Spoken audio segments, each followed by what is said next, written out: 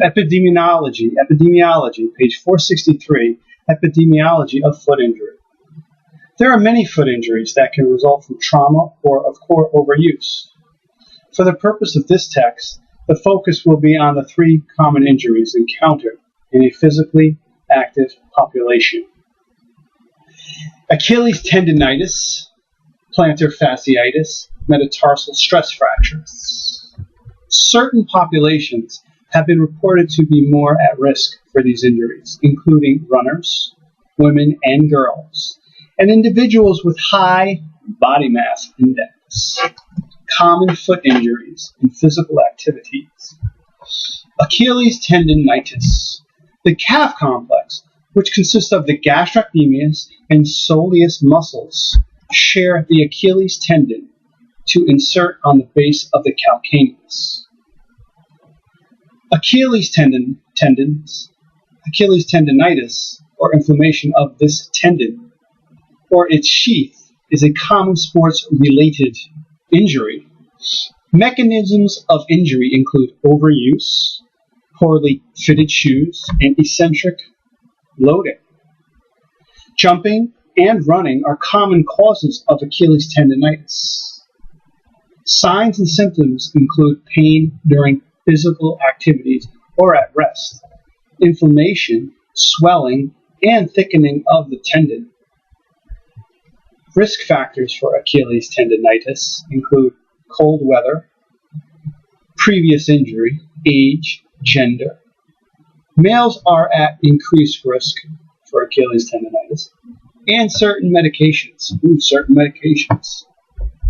Plantar fasciitis.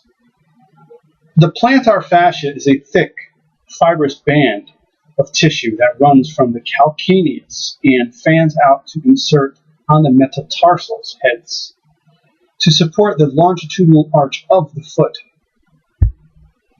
An inflamed and irritated plantar fascia can be very painful. Plantar fasciitis is a common cause of heel pain, particularly after getting out of bed in the morning or sitting for extended periods of time. The typical mechanisms of injury is overuse, often involving sudden increase in running, walking, or standing.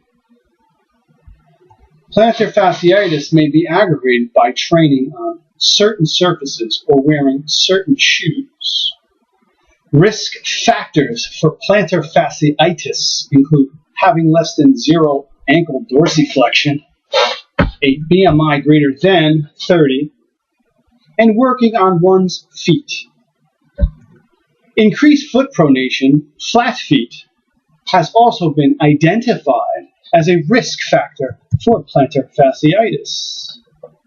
Metatarsal stress fractures, page 465. Stress fractures of the foot generally occur in the metatarsals. The most common metatarsals to experience a stress fracture are the 2nd and 5th metatarsals.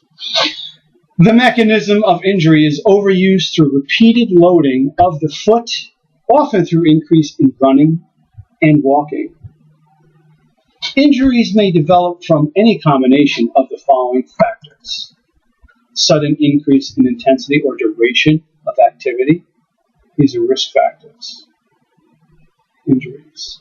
Decrease in the amount of rest and recovery. Injuries may develop from any combination of the following factors: change in training surface. Injuries may develop from changes in footwear.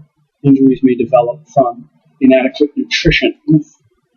Risk factors for metatarsal stress fractures include Achilles tendon contracture, low bone mass, length differences between the 1st and 2nd metatarsals.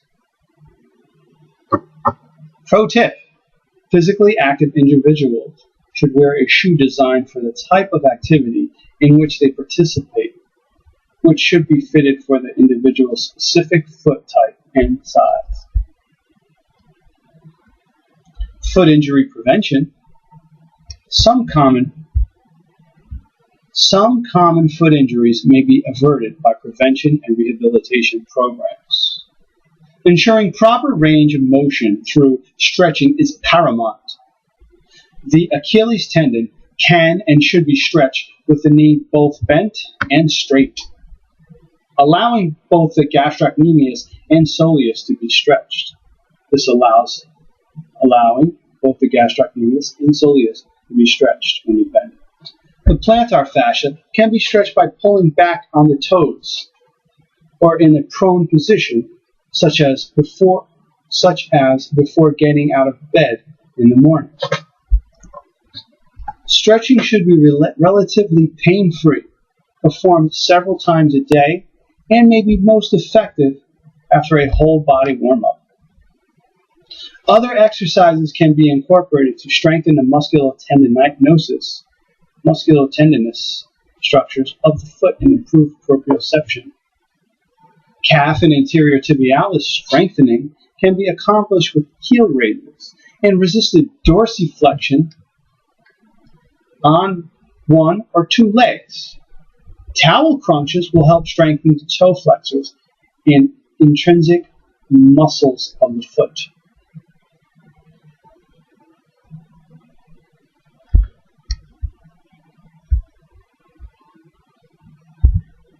Page 467, Epidemiology of ankle sprain. Ankle sprains are reported to be the most common sports-related injury and the number one injury for time lost. The game injury rate has been reported to be 3.85 to 1,000 exposures in recreational basketball, while the rate in selected high school sports was roughly one ankle injury for every 17 participants per season. It is estimated that collegiate athletes suffer over 11,000 ankle sprains per year. Lateral ankle sprain is the most common type of sprain. However, medial ankle and syndesmosis, high ankle sprain, do occur. Acute effects of ankle sprains include pain, swelling, and loss of function. However, approximately 47 to 73 of individuals who suffer an initial ankle sprain will resprain their ankle. Ankle trauma, history of ankle sprains, is also associated with developing osteoarthritis and a reduction in activity levels. The average time from injury to development of post-traumatic O&A at the ankle was 34.3 years, showing in those with injury earlier than those who developed degenerative or systemic ankle arthritis. The average time from injury to development of the post-traumatic O&A at the ankle was 34.3 years, showing in those with injury earlier than those who developed degenerative or systemic ankle arthritis. There is some evidence that females are more at risk for ankle sprains than males. As a common injury with high potential for re-injury and long-term consequences, prevention of ankle sprains is important. Pro tip: the ankle joint's neutral or closed pack position is most stable when the joint surfaces meet and match to each other. In this situation, or in dorsiflexion, the tibia and fibula articulate with a larger portion of the talus because of the talus wedge-shaped anterior surface.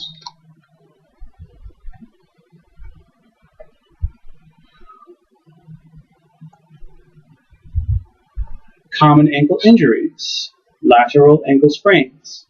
During a lateral ankle sprain, any of the lateral ligaments, including the anterior talofibular ligament, ATFL, calcaneofibular ligament, and posterior talofibular ligament, may be injured. The ATFL is the most commonly injured of the lateral ligaments. It's the anterior talofibular ligament, followed by the CFL, which is the calcaneofibular ligament, and the PTFL, the posterior talofibular ligament. There is also a risk of an avulsion fracture to the base of the fifth metatarsal if the forces at the ankle are great enough.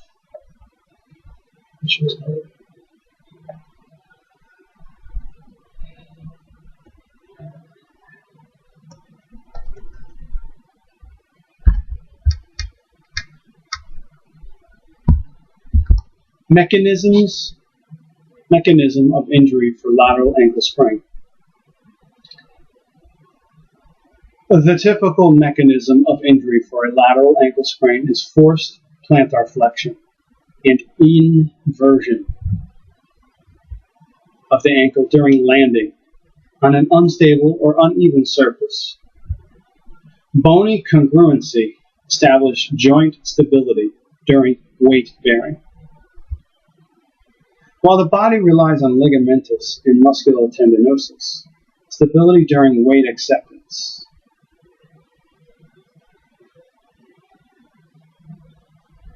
The lateral two contribute less stability to the joint than bony congruency. An inversion moment may cause an ankle sprain if the ankle is too inverted, plantar flexed, or both, and bony stability is lost or decreased, or if the subtalar joint is too inverted. The avulsion fracture of the base of the fifth metatarsal occurs when the insertion of the peroneus brevis muscle on the lateral side of the leg pulls a small piece of the bone off the metatarsal's base. Whew. This may occur with forceful peroneal contraction with the inverted foot during tripping or other spraining mechanisms. Risk factors for lateral ankle sprain. Athletes with a previous sprain were almost 5 times more likely to suffer an ankle injury, making this the most common risk factor for lateral ankle sprains. Other risk factors include shoes with air cells in the heels,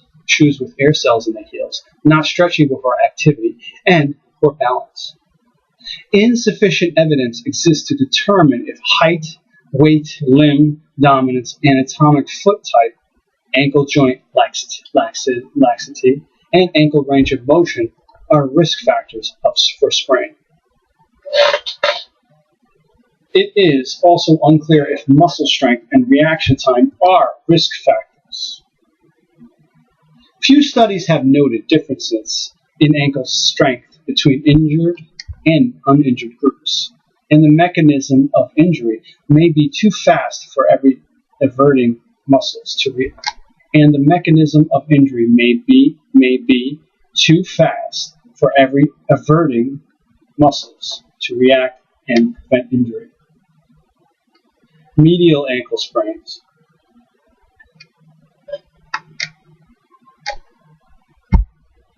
Medial ankle sprains involve the deltoid ligament of the ankle